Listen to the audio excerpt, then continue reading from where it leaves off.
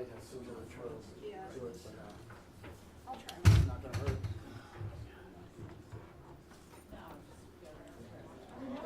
Like as much as do it online, but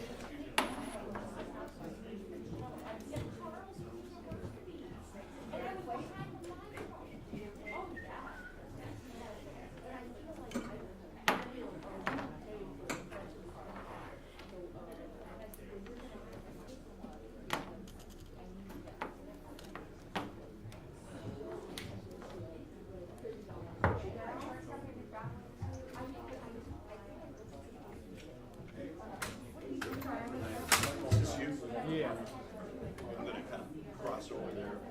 Just want to box you. all right.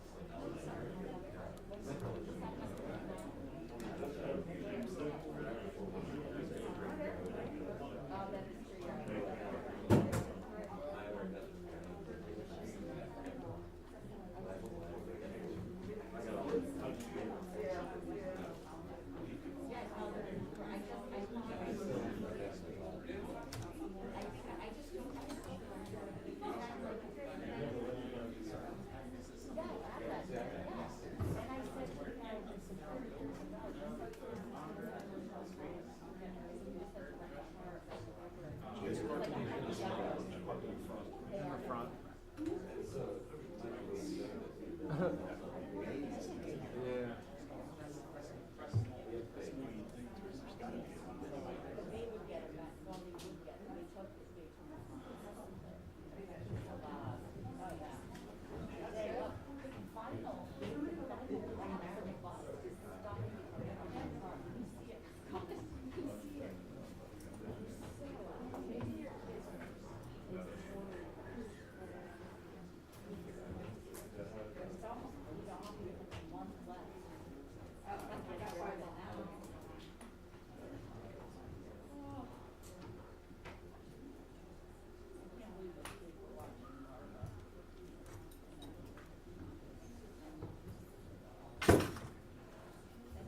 Hey Robbie, you should see me. I'm up on my live. Set it up, I'll give you my chance. Okay. Get that ready.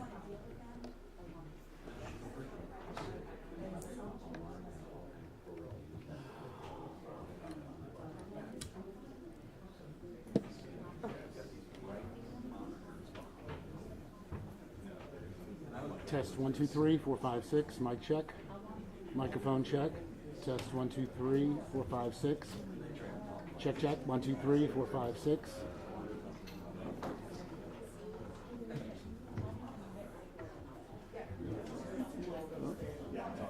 Test 1 2 3 4 5 6. Microphone check. 1 2 3 4 5 6. Test 1 2 3 4 5 6. Mic check. 1 2 3 4 5 6. Test 1 2 3 4 5 6. Great. Sorry. Oh, I'm sorry.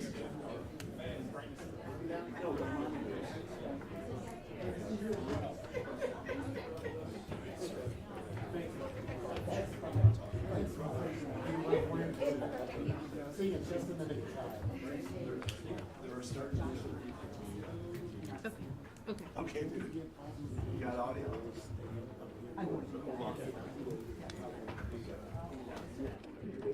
Good, Chief, how are you? Okay, good night to you.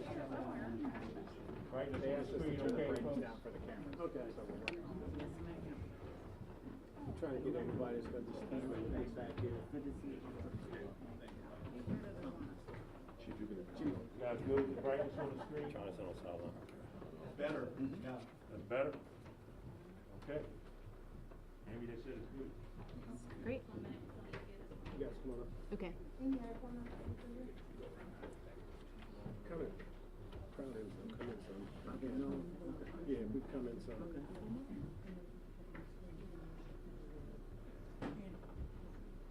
I appreciate it.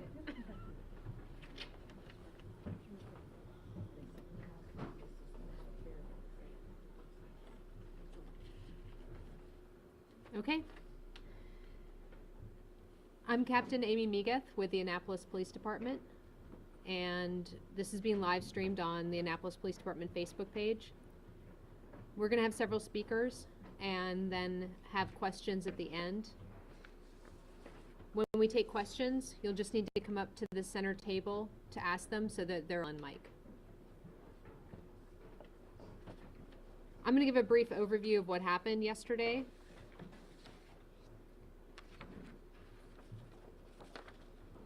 On February 21st at 7 p.m., officers responded to the 1300 block of Tyler Avenue in the Robinwood community for a report of a shooting. Multiple callers reported 2 juveniles were struck by gunfire. Officers arrived on scene and located 2 juveniles suffering from gunshot wounds. Male and an 11-year-old female were transported to area hospitals by medevac. Currently, the female victim has been released from the hospital, and the male victim remains hospitalized in stable condition. A third juvenile, a 15-year-old female, was injured while running from the area. She was treated at an area hospital and released. Preliminary investigation indicates that the suspect or suspects entered the community on foot from a wooded area. They fired several shots and struck the victims who were playing in the area. The suspect or suspects left the community in the same manner they entered. A home was also struck by a bullet, and no one inside the home was injured. Later the same evening at 10:05 p.m., officers responded to the 1900 block of Copeland Street in the Bywater Mutual Homes community for reports of shots being fired. Multiple callers reported hearing shots, and officers arrived on scene and located multiple shell casings, but no victims or suspects were located. 1 parked vehicle and 2 homes were struck by bullets. No one was injured, and at this time we don't know if the shooting in Robinwood and the shots fired in Bywater Mutual Homes are related. Our detectives are actively investigating these incidents, and we urge anyone with information about them to contact our detectives at 410-260-3439. Even earlier today at 1:02 p.m., we had additional shots fired heard in the Bay Ridge Gardens community. Obviously, this just happened, and we're also investigating that incident. We don't have any further information on that besides that no victims or suspects have been located. Our police chief, Chief Edward Jackson, is going to speak, and then the mayor, Gavin Buckley, and there will be subsequent speakers after that. Chief? Good afternoon. I'm staying here today, very frustrated, to be quite frankly. When I came to Annapolis, when Mayor Buckley swore me in on July 31st, 2019, I said before the council that confirmed me that I would bring a community policing model to the city of Annapolis to address the social problems. It's always been my argument academically and practically that you can't have the type of dynamics that occur in far too many of our communities and not address them adequately. In other words, why wouldn't you have some of the incidents that we've experienced when you have mental illness, drug addiction, alcohol dependency, broken families, abject poverty, and rage operating in far too many of our communities, and expect there to be peace and law-abiding citizens. What's troubling to me, and what my charge is, and the stress that I feel, Annapolis, yeah, it's only 7.1 square miles and only has 40,000 residents, but it's a very important city. It's off the Severn, which is a very important port city. We have so many assets here that are important to the region, not just the city of Annapolis and Anne Arundel County at large, but to the region. We have the United States Naval Academy. We have St. John's College. We have our state legislature. And so if we don't get a handle on this and take a community approach to these problems, then what does that say? And what kind of hope does the rest of the state have when its own capital city can engage in very, very good and effective crime control models? I have standing behind me the clergy. It's always been argued that there's 6 most important institutions of social control, 6 very important, I should say, institutions of social control. And what I mean by social control are those institutions charged with getting individuals to subscribe to the dominant values of society, the kind of citizens that we would want so we can live in a peaceful and thriving environment. The first 3 are the institution of family. The second one is reinforced by our educational system, K through 12 all the way through college. And the third is our faith-based institutions.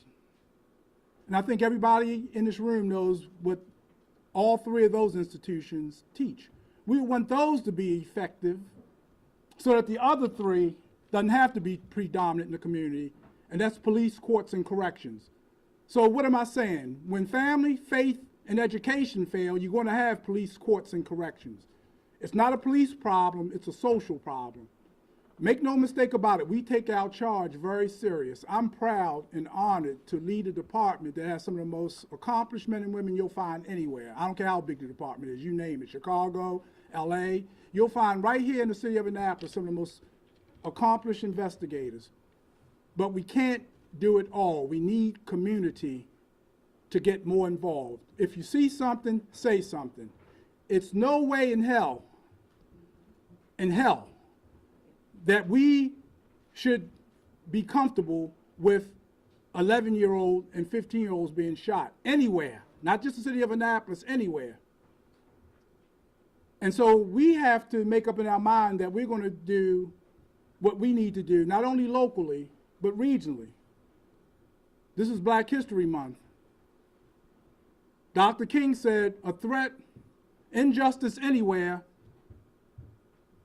is a threat to justice everywhere. So what happens in Baltimore City, what happens in Glen Burnie, what happens anywhere can come here to Annapolis. We're not immune to it. And so my charge today is that I'm working for my legacy. I realize that at my age, I'm not saying I'm an old man, but I have more years behind me than I do in front of me. If I equal my age now, I'd be 130 years old if I'm only halfway through my life. So I'm working for my legacy. I want the citizens of Annapolis to know that they have a good police department, which we do, and a police department that's truly committed to community policing. And I'll close by saying it doesn't mean that we're being soft on crime.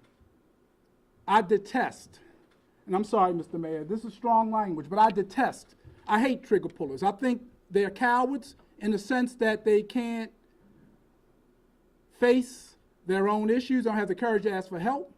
I think that it's an oxymoron. Where's my deputy chief stand? We talk about that all the time. I think that they're brave, that it takes a brazen person to pull a trigger.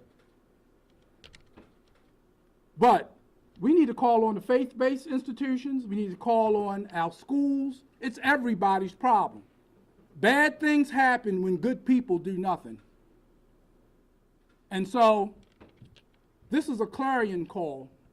I'm not a preacher, I'm a very proud police chief that wants the best for the city that gave me this wonderful opportunity to lead a department and serve it.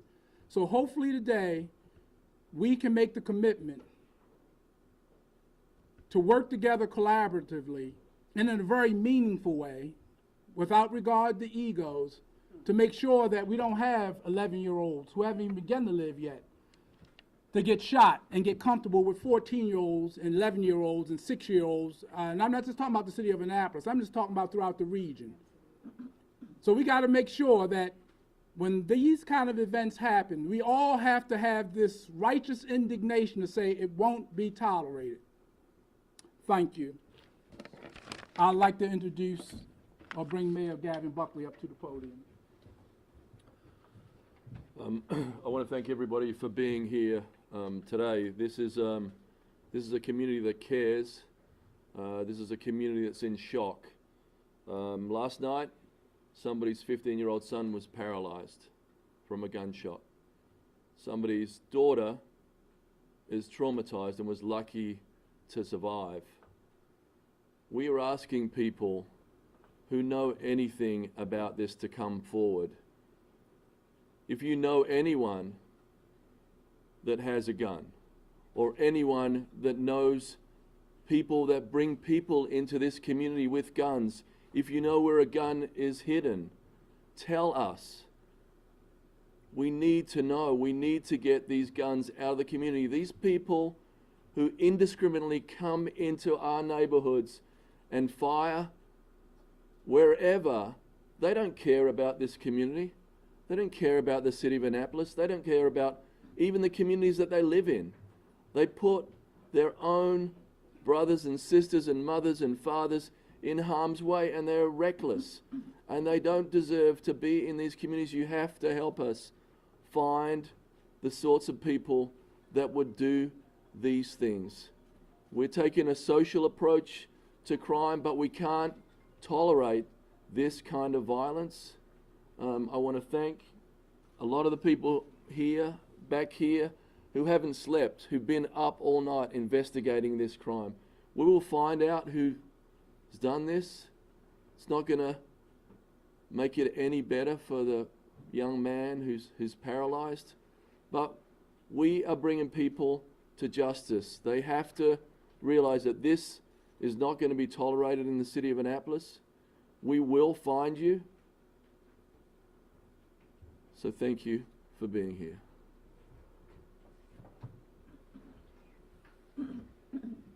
Now I'd like to welcome Bishop Coates, Reverend Colbert, and Pastor Menendez up to speak.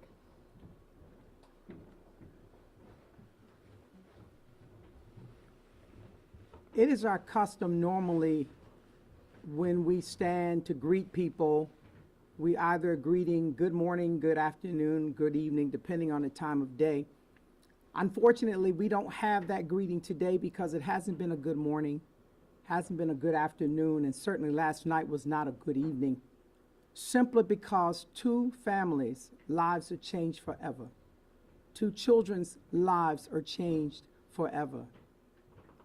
And as a result, they, along with every child in our community, have been left traumatized and have been, unfortunately, victims of a war that children should not have to fight. It is a war against our peace and safety in our communities. And the weapons of our enemy are not just guns. It's the ability to instill fear so that we don't fight back. How do we fight back? Certainly not with guns, but with a voice. Having the ability to speak when we know something, to say something. You know, community is the key, and this is what we have been talking about, community. A place where people live with commonalities. I think we can all agree that it is our common interest to be safe. It is our common interest that our children have places where they can play and be safe. But we also have a common enemy, which are those who insist upon dominating our communities and placing our people into a state of fear and paralyzing us. But here is still yet the good news in the midst of all of this. We still yet have the ability to come together and to rid our communities of this harm. And it's simply by doing this, understanding that one of the goals of community is that we agree that your child is also my child. You see, perhaps some of you are watching and saying, it wasn't my child. But listen, tomorrow has not gotten here yet. Tomorrow, it might be your child. You see, because this is how fear works. If fear can be instilled, then devastation can become permanent, which means someone's child today, your child tomorrow. Ladies and gentlemen, we still have yet the ability to fight back. And that is simply to refuse to allow our voices to be silenced. If you know something, you must speak. Why? Because that child, those children whose lives have been changed, the irreparable damage, irreversible damage, it is also your child. It could be your child. And so today, we're making this plea. We're calling on faith-based believers, all of our pastors and communities of faith, to rally around our communities that are hurting. And let's help restore that confidence to these communities. Confidence that they're not in this alone and that we are all in this together. You don't have to live on my street to know my pain. But I believe it's imperative to know anyone listening right now that has a heart for children should know at this moment, this means war. It is time for us to use our voices and restore confidence, hope, and peace to our communities. There will be some coordinated efforts on behalf of pastors in the community. I have pastors that are standing with us right now that serve in this community. So those who are the faith-based community, we will be reaching out to you. And we want you to reach back because it's going to take all of us to rid our communities of this illness. Thank you.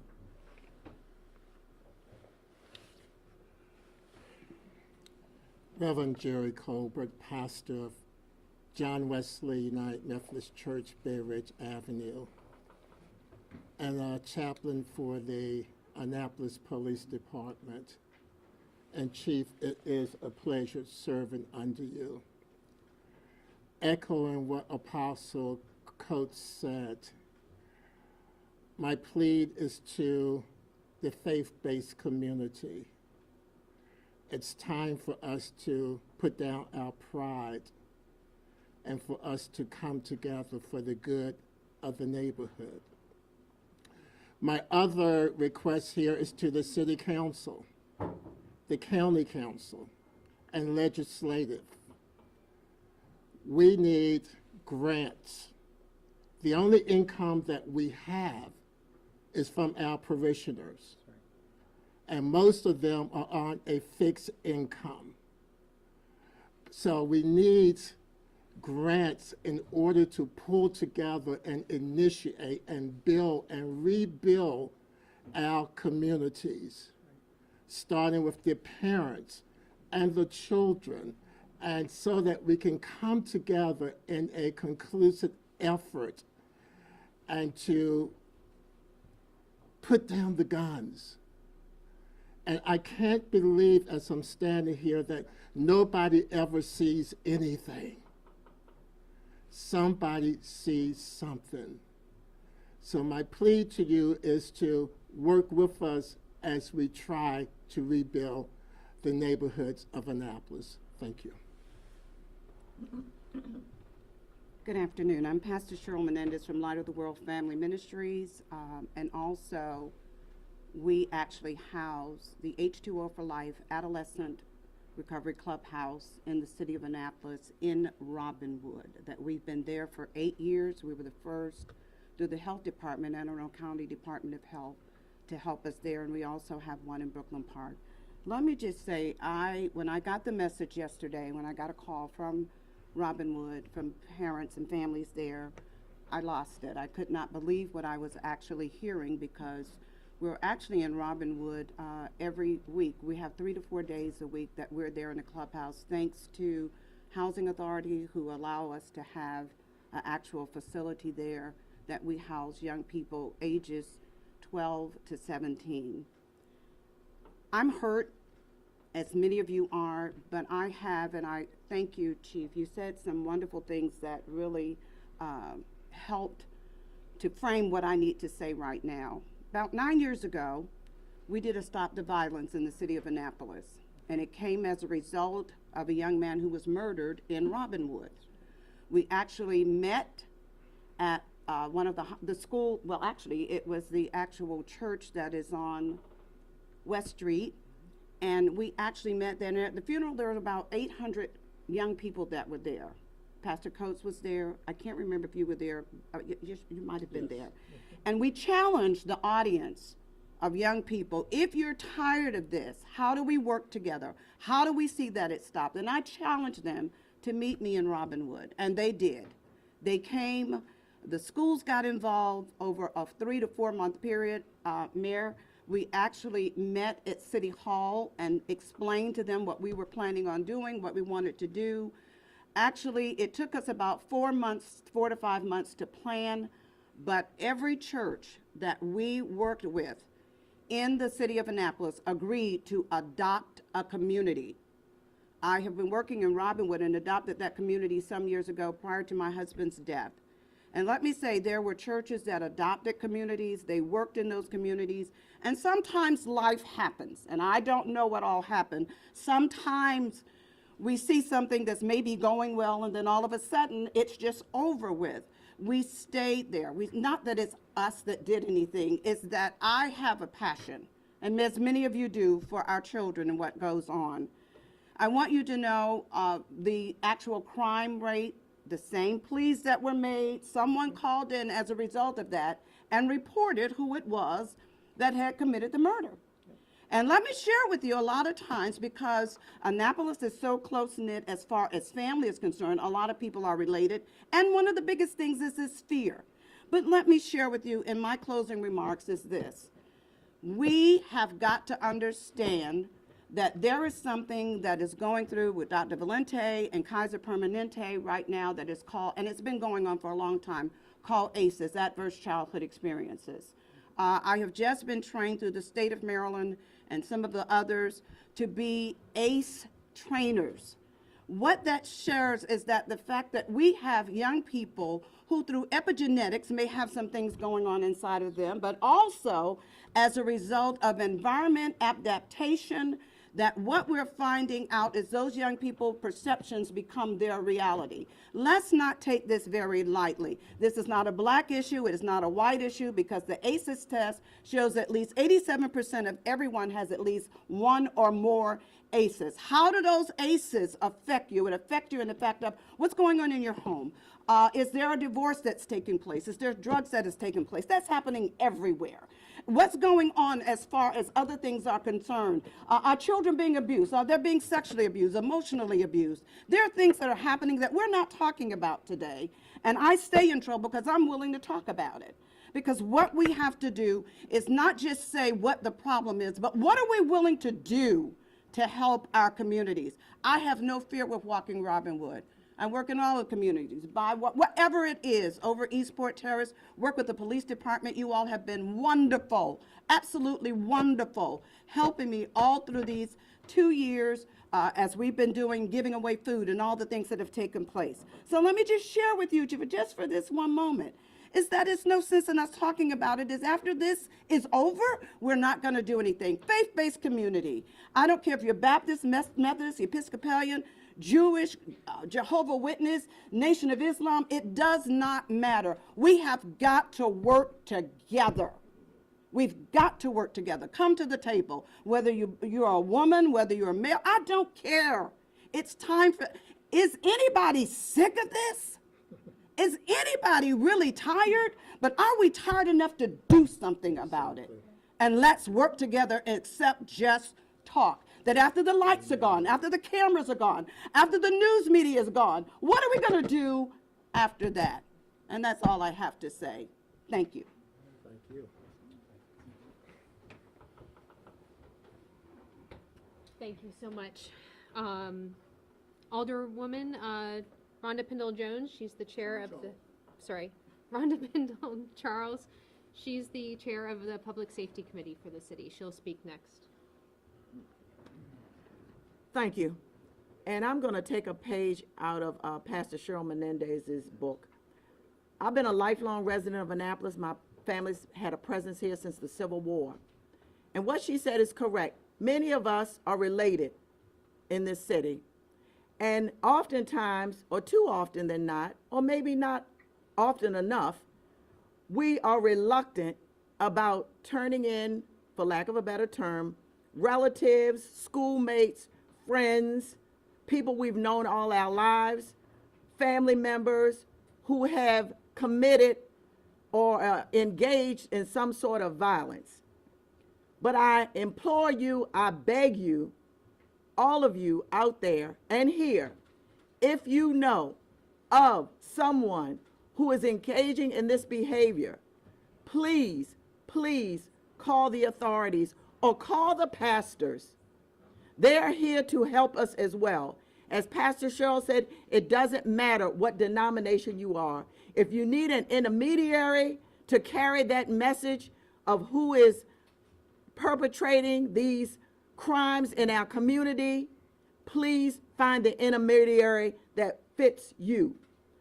I just retired from Anne Arundel County Public Schools. I'm not an educator. But yes, our children, when this happens to our children, I'm not disparaging when it happens to adults, but children are suffering. Like Pastor Cheryl said, the ACEs. Everyone has at least one. But we need to recognize that we must do something, because doing nothing will continue all of this. And so I ask you, I beg of you, anybody in the sound of my voice and not, carry the message. We need to do and fix this problem. Find someone who will be your intermediary to help us with this. It is our community, our neighborhood. Let's help ourselves. Thank you. Thank you, Alderperson. I'll now invite Melissa Maddox Evans, the Executive Director of the Housing Authority of the City of Annapolis, to speak. Thank you.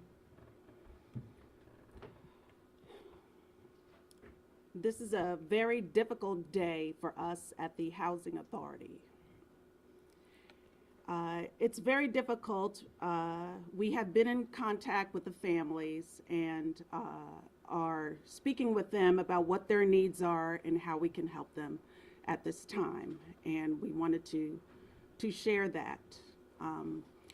What is difficult about this situation is not only the lifetime impacts that these incidents will have on the children and the families involved, but what is particularly troubling is that there are persons that come into our communities and they believe that this type of violent activity is acceptable, and that they continue to act in this manner without regard for the families that live there. And this one incident that happened yesterday would be horrific on its own. It is particularly troubling that it is not the first time that this has happened in our communities. So I just wanted to state that our communities are not places where violent activity is welcome.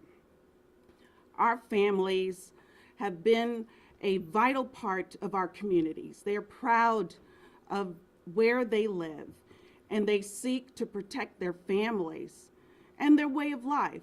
And we at the Housing Authority also seek the same for them. It is not right to have to live somewhere and fear that your child can't play outside for fear of being shot at, or that you can't sit in a bedroom or a living room and not fear a random bullet coming through your house. No fault of your own, and you're not even involved in the situation.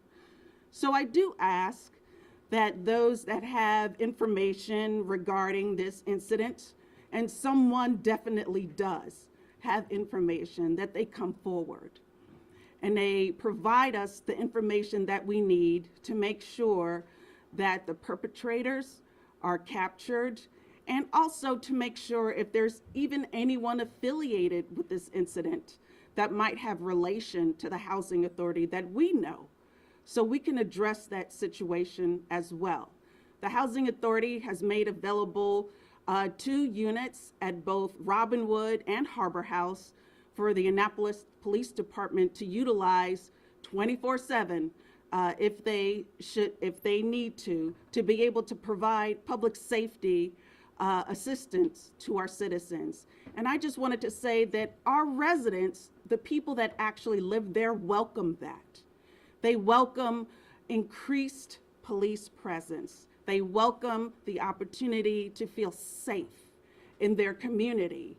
And we want to encourage more presence in our community, not just particularly after an incident happens, but constantly, so that residents can feel that there's someone they can go to if they do have information to present. My hope, and I am going to be very honest with you, my fear is that this will not be the last incident that we deal with because of the proliferation of guns in this community, and the unfortunate issue of people utilizing those guns to settle personal disputes. But in the meantime, until we can do something about that, I just hope that the persons that have information about this incident come forward and do what's right, so that these incidents don't keep happening over and over again. Thank you. Thank you. Next is Lisa Rodbien. She's the councilwoman for Anne Arundel County for this area.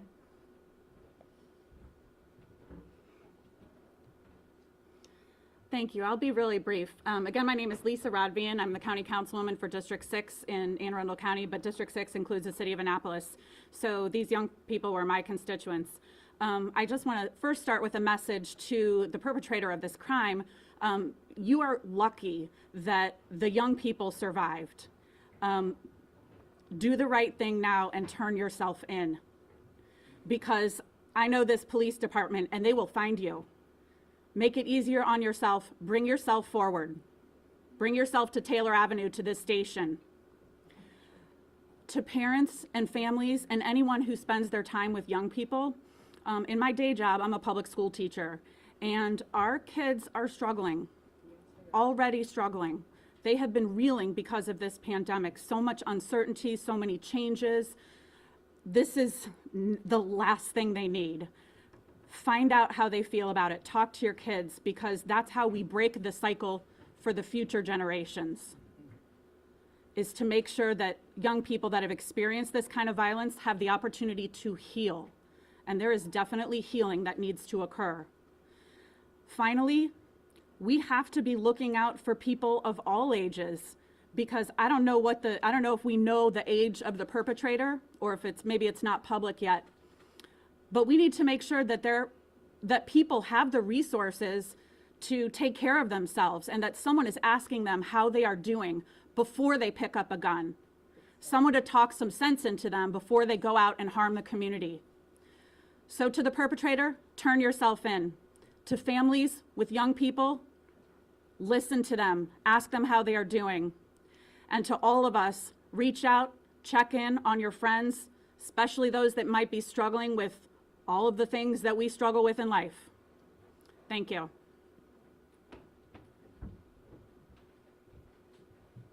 Thank you. And also speaking is Joshua Hatch, who's on the Public Safety Committee for the Caucus of African American Leaders. Thank you. My name is Joshua Hatch, and I'm going to be really brief. My question for Annapolitans is this: when is enough going to be enough? Where is that line that you're going to draw in the sand to say, when you cross this line, this is the response that you're going to actually receive? If you don't have a child, I'm sure that you have a nephew or a niece. You have a sister or a brother. You have a young person in your family.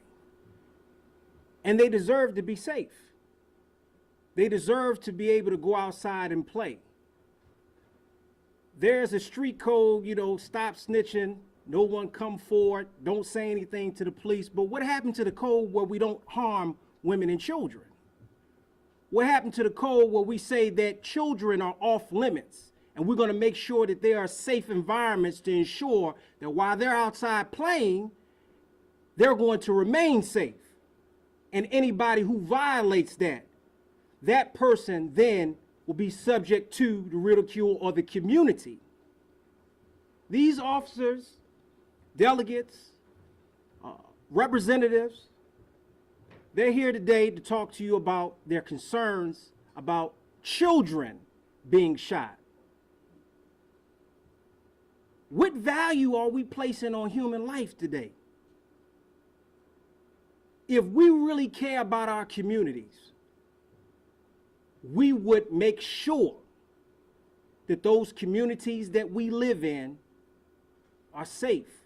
Fathers, mothers, men, it's time to step up. We need to stop passing the buck off on the police department. Stop passing the buck off on the church, and start standing up and saying enough is enough. If you don't want to talk to the police, I get it. There are other avenues, legal avenues, to take in order to redress these occurrences so our children, I got to hone back in on that, so our children can be safe. Where are you going to draw the line at?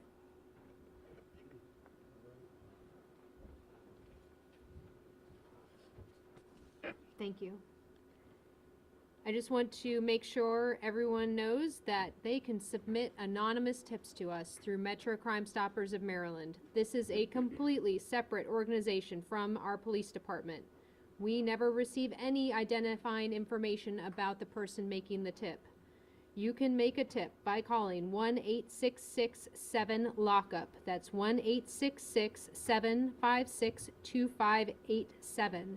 You can also visit their website at metrocrimestoppers.org. If you don't feel comfortable reaching out to somebody, that's another option.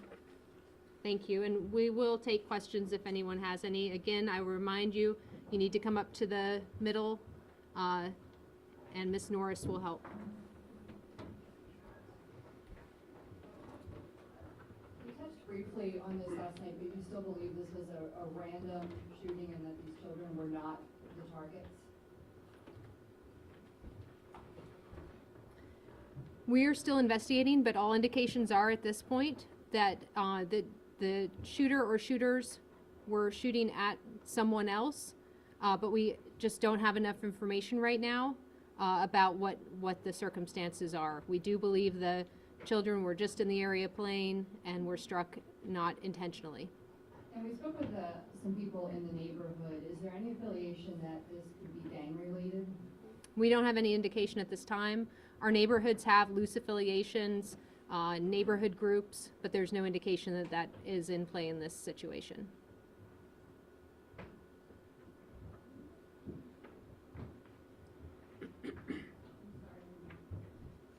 Hi, I'm Kate Amara from Channel 11. Amy, I had kind of the same question because the mayor called it indiscriminate gunfire, which kind of means like, no, it was aimless or haphazard.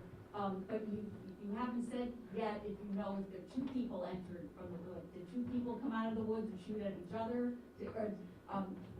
We believe the shots came from one location, And like I said, suspect or suspects. I don't have a number to give on who the suspects are. But the indication is they were the only ones shooting. And they shot towards the area where the children were playing. It was not just the two children. It was a nice night. It was just around 7 o'clock, and there were a lot of people outside. And I'm wondering if this call for the suspects to turn themselves in and for the community to help out, does that mean that you don't have leads, or you're looking for leads? Did you find witnesses today? We are always looking for more information. Our detectives have been working on this and gathering a lot of good information. I don't have that to give out right now, but you know, never are we going to turn someone away with information. I know there's a lot of rumors going around, and we're not sure what credence to lend them, but it's giving us a lot of information for our investigation. Thank you.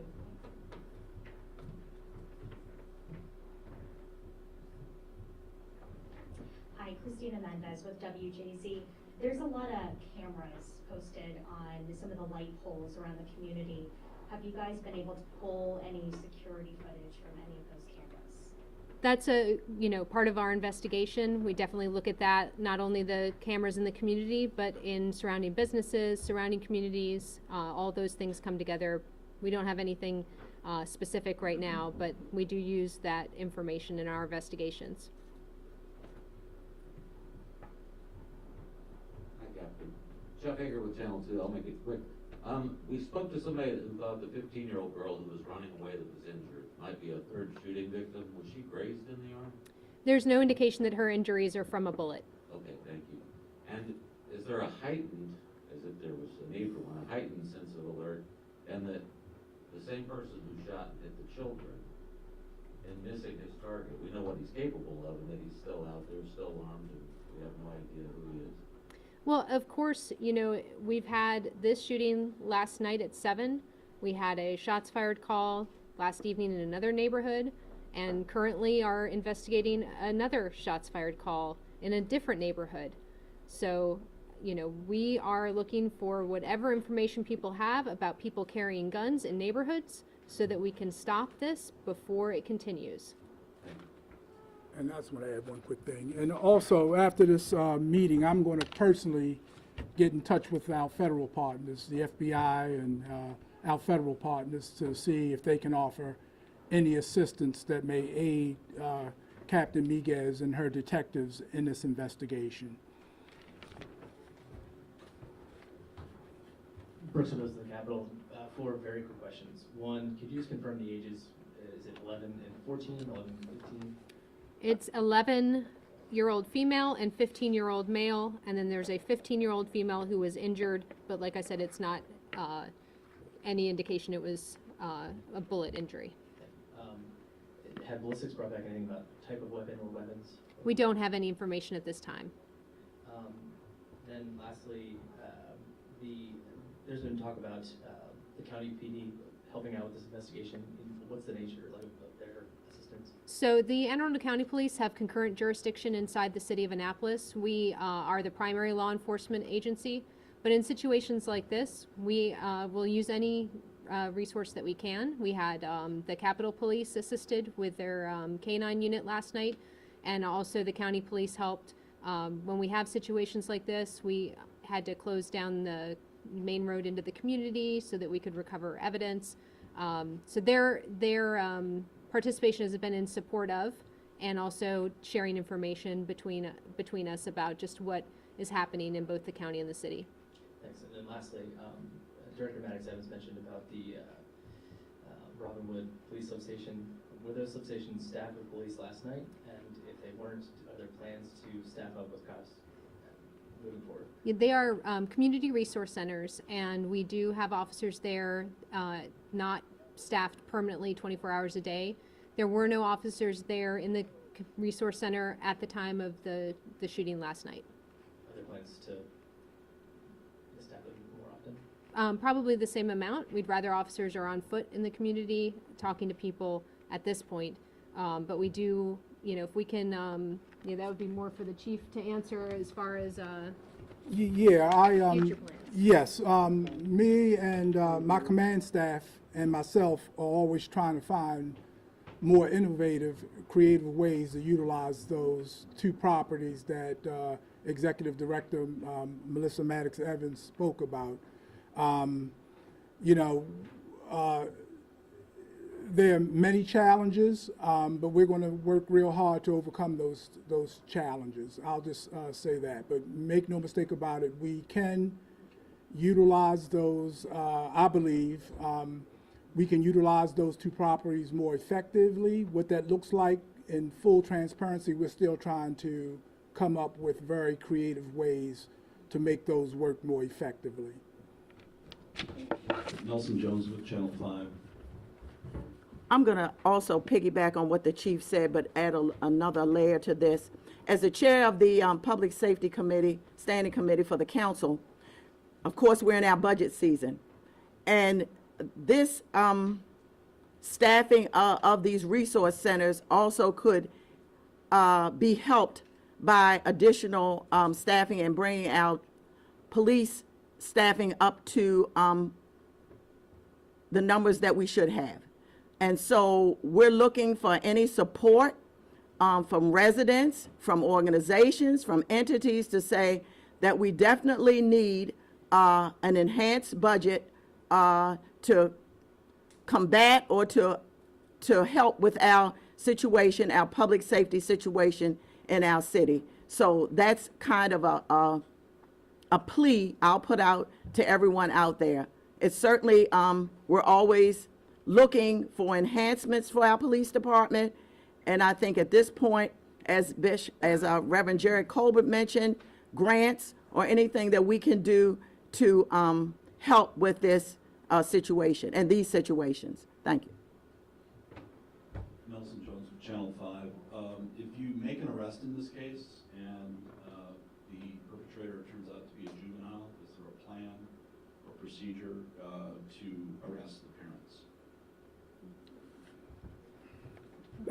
I'll let my captain answer that in part, but you know, a large part of that would be up to the prosecution, the state's attorney. They're not here today, but they could better answer that. That would be how they're charged would be solely up to the state's attorney for Anne Arundel County. Stan Branford, Deputy Chief. And of course, if the circumstances are that an adult inside of a home allow access to a weapon to a juvenile, of course we'd be looking at to charge that individual. Everyone has a responsibility if they have a legal weapon. I have no reason to believe that these weapons that we're seeing are legal weapons. But if we find in circumstances where parents or adults have left weapons out accessible to children, most certainly we will seek to charge them.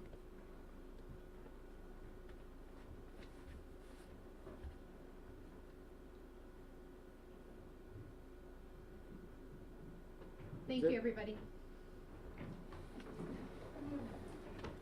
Yeah. You can go with me. I can give you. You can do it.